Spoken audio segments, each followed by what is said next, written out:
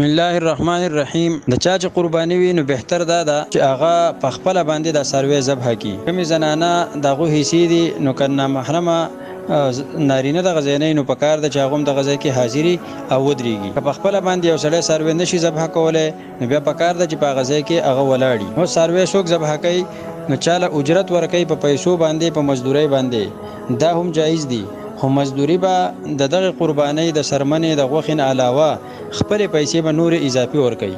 د قربانۍ سرمن په اجرت کې ورکول، د قربانۍ غوښه په اجرت کې ورکول دا ناروا ناجایز دي. دغه شانتي د قربانۍ سرمنو دا امام له په اجرت کې په تنخواه کې ورکول یا یو مزدور له په مزدورۍ کې ورکول دا هم ناروا ناجایز دي. دا به اسی ورکوي فی سبیل الله، په دې باندې بس پیسې نه لې. که یو امام د چا غریب دی یا یو مزدور دی نوکر دی له سره هغه غریب دی نو اغله د دې سرمنې پیسې یا د سرمن اسی ورکول بغیر د اجرت نه، بغیر د موازی او د بدلی نه د بیا جایز دي. ځکه سرمن خو اسی هم ته مالدار لهم ورکولی شي، خپل او پردي او غریب او کافر له هم ورکولی شي.